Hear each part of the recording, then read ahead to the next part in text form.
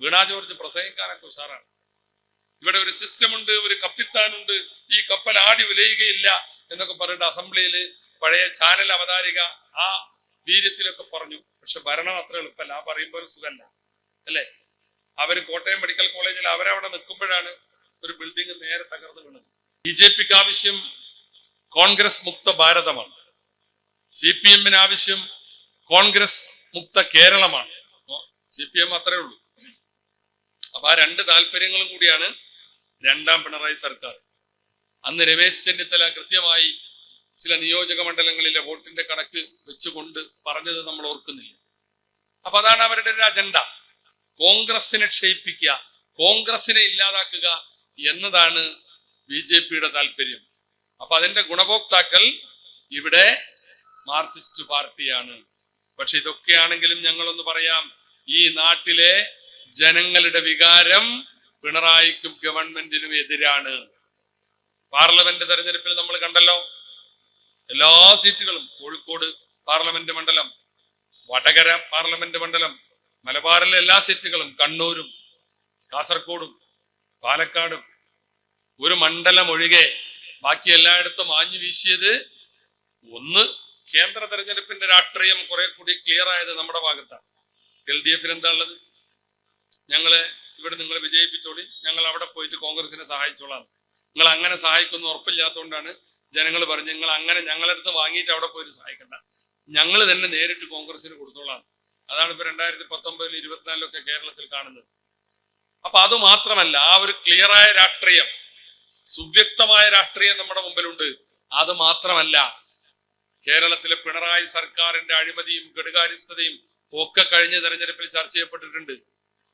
അതാണ് അത് കഴിഞ്ഞപ്പോ ആകെ എല്ലായിടത്തും തകർന്ന തരിപ്പണമായില്ലേ. കോഴിക്കോട് എന്തൊക്കെ പ്രചരണങ്ങൾ നടത്തി, വടകരയിൽ എന്തൊക്കെ പ്രചരണങ്ങൾ നടത്തി. കോഴിക്കോട് എന്താ നിങ്ങൾ പറഞ്ഞത്? വടകരയിൽ എന്താ നിങ്ങൾ പറഞ്ഞത്? വടകരയിൽ പറഞ്ഞു ലീഗുകാർ ശൈലജ ടീച്ചറെ കാഫിർ എന്ന് വിളിച്ചിട്ടുണ്ട്, കാഫിറിന് വോട്ട് ചെയ്യരുത്. അപ്പോ മുസ്ലിമായ ഷാഫിക്ക് വോട്ട് ചെയ്യണം. ലീഗ് പറഞ്ഞു എന്നേ. രാജ്യത്ത് ആരെങ്കിലും മൂക്ക് കീഴ്പോട്ടായവരത് വിശ്വസിക്കും? ലീഗ് ഷാഫിയാണോ, അതിനു മുമ്പ് മുല്ലപ്പള്ളിയും മുരളിയും നിന്നപ്പോ അവരാണോ എന്നല്ല നോക്കിയത്. ഞങ്ങൾ അതിന്റെ രാഷ്ട്രീയമാണ് നോക്കാറ്. എന്തിന്? കോഴിക്കോട്ട് നിങ്ങൾ പറഞ്ഞില്ലേ കരീം ഖാൻ, അത് വളരെ ബോധപൂർവം ഒരു തരാതരം പോലെ വർഗീയത പ്രയോഗിക്കുന്നതിന്റെ ഭാഗമായിരുന്നു കോഴിക്കോട്ടെ കരീം ഖാൻ. കോഴിക്കോട്ടെ ലീഗുകാർ എന്താ പറഞ്ഞത്? ഞങ്ങൾ കരീം ഖാന്റെ കൂടെ അല്ല, ഞങ്ങൾ രാഘവേട്ടന്റെ കൂടെയാണ് എന്ന് പറഞ്ഞ രാഷ്ട്രീയ പ്രബുദ്ധതയാണ് ലീഗ്. ആ ലീഗ് വടകരയിൽ ഒരാളെ കാഫിറായതുകൊണ്ട് വോട്ട് ചെയ്യരുതെന്ന് പറയുമോ? അത് നിങ്ങളുടെ സൃഷ്ടിയായിരുന്നു. യൂത്ത് ലീഗുകാരനായ കാസിമിന്റെ പോസ്റ്റാണെന്ന് പറഞ്ഞിട്ടാണ് നിങ്ങൾ അത് പ്രചരിപ്പിച്ചത്. കാസിമിനെ തന്നെ ഞങ്ങൾ ഹാജരാക്കി കോടതിയിൽ കൊടുത്തു, ഇത് അന്വേഷിക്കണം എന്ന് പറഞ്ഞു. പിണറായിയുടെ പോലീസ് നാണം കെട്ട് പറയേണ്ടി വന്നില്ലേ, അത് കാസിമിന്റെ പോസ്റ്റ് അല്ല, കാസിമിന്റെ FBയിൽ നിന്ന് പോയതല്ല എന്ന് പിണറായിന്റെ പോലീസിന് കേരള ഹൈക്കോടതിയിൽ പറയേണ്ടി വന്നു. പിന്നെ ആ കേസ് ഇപ്പൊ നിങ്ങൾ ആവിയാക്കിക്കൊണ്ടിരിക്കുകയാണ്. അത് ആരുടെ ഫേസ്ബുക്കിൽ നിന്ന് പോയതാണെന്ന് മാലോകർക്കൊക്കെ അറിയാം അല്ലേ? അപ്പൊ നിങ്ങൾ ആരെയാണ് ഈ പഠിപ്പിക്കുന്നത്? ഞങ്ങൾ അവിടെ നിങ്ങൾ ഷാഫി ആയതുകൊണ്ടാണ് ഞങ്ങൾ കാഫിർ എന്ന് പറഞ്ഞ് രംഗത്ത് വന്നത് എന്ന് പറഞ്ഞാൽ എന്ത് യുക്തിയാണ് അതിനുള്ളത്? കേരളത്തിലെ എല്ലാ മണ്ഡലത്തിലും നിങ്ങൾ പറയുന്ന ഈ കാഫിറുകളെ ജയിപ്പിക്കാനാണ് രാവില്ലാതെ പകലില്ലാതെ മഴയില്ലാതെ വെയിലില്ലാതെ ലീഗ് പ്രവർത്തകർ അത്യുധ്വാനം നടത്തിയത് അല്ലെ? നിങ്ങൾ ഇതിനു മുമ്പോ അങ്ങനെ പല പണി നടത്തിയിട്ടുണ്ട്. കോഴിക്കോട് CM ഇബ്രാഹിം മത്സരിച്ചു. CM ഇബ്രാഹിം മത്സരിച്ചപ്പോ പറഞ്ഞു, ഇതാ ഒന്നാം തരം നല്ല നമസ്കരിക്കുന്ന മുസ്ലിമാണെന്ന് പറഞ്ഞു. ഇവിടുത്തെ ലീഗുകാർ എന്താ പറഞ്ഞു? നിസ്കരിച്ചോട്ടെ, അതിനൊന്നും തകരാറില്ല, ഫർദ് സുന്നത്തൊക്കെ നിസ്കരിക്കട്ടെ, അത് മനുഷ്യന്റെ വ്യക്തിപരമായ സംഗതിയാണ്, ആരാധനാ കർമ്മമാണ്. പക്ഷെ ഇത് രാഷ്ട്രീയമാണ്. ഇവിടെ ഞങ്ങൾ എല്ലാ മാസം 1-ാം തീയതി ഗുരുവായൂർ പോകുന്ന കരുണാകരന്റെ മകൻ മുരളിയാണ് അന്ന് കോഴിക്കോട്ടെ UDFന്റെ സ്ഥാനാർത്ഥി. ഞങ്ങൾ മുരളിക്കൊപ്പമാണ് നിന്നത്. അപ്പൊ ആ ലീഗിനെയാണ് നിങ്ങൾ പറയുന്നത് എന്ത്? ലീഗ് കാഫിർ ആയതുകൊണ്ട് വോട്ട് ചെയ്യരുത് എന്ന് പറഞ്ഞു. നാണം കെട്ടില്ല. ആ തെരഞ്ഞെടുപ്പിൽ കേരളമാകെ എല്ലാ മണ്ഡലങ്ങളിലും നിങ്ങൾക്കെതിരെ അതിശക്തമായ മുന്നേറ്റമുണ്ടായി. തെരഞ്ഞെടുപ്പ് കഴിഞ്ഞപ്പോ പാലക്കാട്ട് മത്സരിച്ച വിജയരാഘവൻ പറഞ്ഞു, നമ്മുടെ പാർട്ടി ആകെ പൂതലിച്ചു പോയി. എന്താ പൂതലിച്ചു പോകുക എന്ന് പറഞ്ഞാൽ ആകെ ചെതല് പിടിച്ച് ദ്രവിച്ചു പോയി. ഒരു വെട്ടുകൊണ്ടാ പൊളിഞ്ഞു വീഴും, അത്രമാത്രം ക്ഷയിച്ചു പോയി എന്ന് പറഞ്ഞത് വിജയരാഘവനാണ്. അപ്പൊ അതൊക്കെ എന്തുകൊണ്ടാണ്? നിങ്ങൾ നടത്തിയ അഴിമതിയും സ്വജനപക്ഷപാതവും ഒക്കെ ഈ നാട്ടിലെ ജനങ്ങൾ അംഗീകരിക്കുന്നില്ല, ഇടതുപക്ഷക്കാര് പോലും അംഗീകരിക്കുന്നില്ല. എന്താ ഇപ്പൊ കേരള ഭരണത്തിലെ ഒരു സ്ഥിതി? അവസാനം ഒരു ഡോക്ടർ ഹാരിസ് ചിറക്കൽ ഇടതുപക്ഷക്കാരനാണ്, CPM അനുഭാവിയാണ്. ഗവൺമെന്റ് ഉദ്യോഗസ്ഥരാകുമ്പോ അത്ര പ്രത്യക്ഷത്തിൽ രാഷ്ട്രീയം പറ്റൂല, പക്ഷേ അദ്ദേഹം പിണറായിനെ അച്യുതാനന്ദനെയൊക്കെ ബഹുമാനിക്കുന്ന ആളാണ്, ഇടതുപക്ഷക്കാരനാണ്. അദ്ദേഹം പറഞ്ഞു, ഇനി പറയാതിരിക്കാൻ കഴിയില്ല, പാവപ്പെട്ട ആളുകളുടെ ചികിത്സ എത്രയോ തവണ മാറ്റിവെക്കേണ്ടി വരികയാണ്.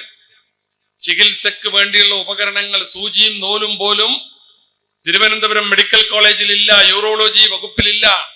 ഞാൻ പലതവണ ആവശ്യപ്പെട്ടു, ആരും മൈൻഡ് ചെയ്യണില്ല, ആരും ശ്രദ്ധിക്കുന്നില്ല. ഇനി ഇത് പുറത്തു പറയുകയില്ലാതെ എന്റെ മുമ്പിൽ വേറെ മാർഗമില്ല എന്ന് ആ ഡോക്ടർ വിളിച്ചു പറഞ്ഞപ്പോഴാണ് നാട്ടിലെ മെഡിക്കൽ കോളേജുകളുടെ സ്ഥിതി നമ്മൾ കണ്ടത്.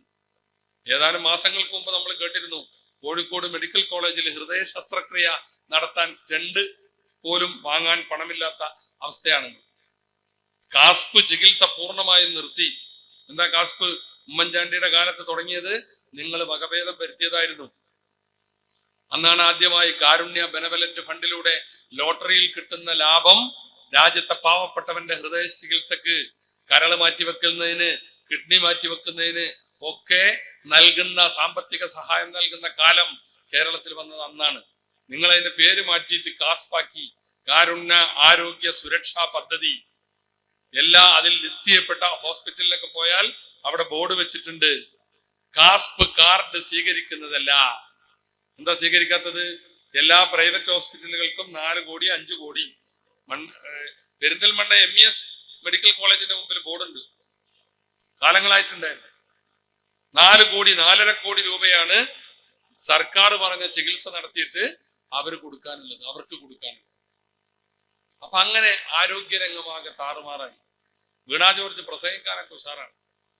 ഇവിടെ ഒരു സിസ്റ്റം ഉണ്ട്, ഒരു കപ്പിത്താനുണ്ട്, ഈ കപ്പൽ ആടി ഉലയുകയില്ല എന്നൊക്കെ പറഞ്ഞിട്ട് അസംബ്ലിയിൽ പഴയ ചാനൽ അവതാരിക ആ വീര്യത്തിലൊക്കെ പറഞ്ഞു. പക്ഷെ ഭരണം അത്ര എളുപ്പമല്ല, ആ പറയുമ്പോൾ ഒരു സുഖമല്ല അല്ലേ? അവര് കോട്ടയം മെഡിക്കൽ കോളേജിൽ അവരവിടെ നിൽക്കുമ്പോഴാണ് ഒരു ബിൽഡിംഗ് നേരെ തകർന്നു വീണിട്ട് എന്ത് പറഞ്ഞു? അതിൻ്റെ ഉള്ളിൽ ആരും ഇല്ലാത്തവരാണ് പ്രഖ്യാപിച്ചു.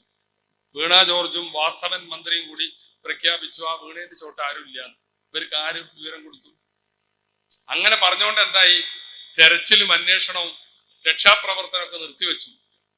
8 മണിക്കൂർ കഴിഞ്ഞ് നോക്കുമ്പോൾ ഒരു പാവപ്പെട്ട സ്ത്രീ അതിന്റെ ടോയ്ലറ്റിൽ പോയത് അവിടെ കുടുങ്ങി ശ്വാസം മുട്ടി മരിച്ചു. ഇതാണ് നമ്മുടെ നാട്ടിലെ ആശുപത്രികളുടെ അവസ്ഥ.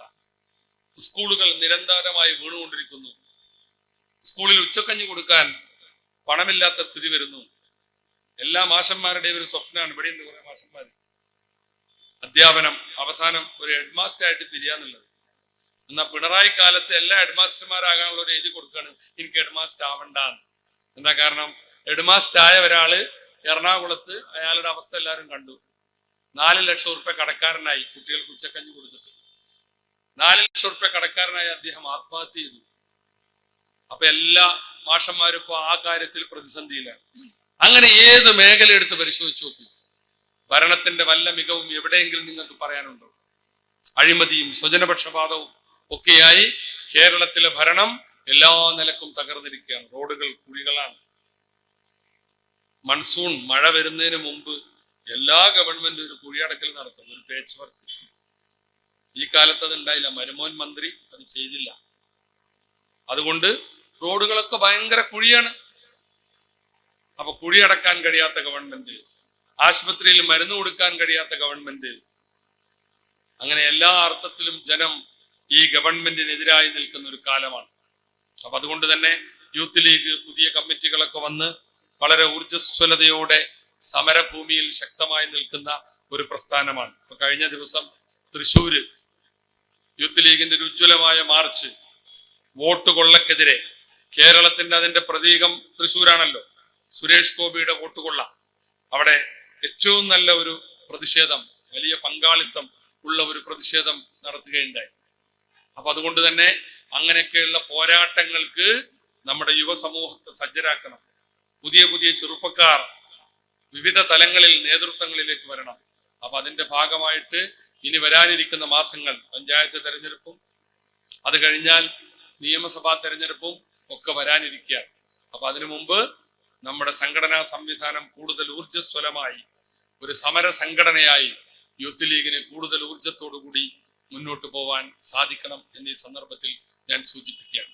അപ്പൊ കേരള ഗവൺമെന്റുകൾ എല്ലാ അർത്ഥത്തിലും ഈ രാജ്യത്തെ ജനങ്ങളെ വല്ലാതെ പ്രയാസപ്പെടുത്തിക്കൊണ്ടിരിക്കുകയാണ്.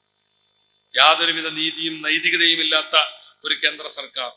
അതേ പതിപ്പ് തന്നെ മുമ്പ് CPI പറഞ്ഞ പോലെ അവിടെ കോട്ടിട്ട മോഡിയാണെങ്കിൽ ഇവിടെ മുണ്ടെടുത്ത മോഡി അതേ ജനദ്രോഹ നയങ്ങൾ തുടരുകയാണ്.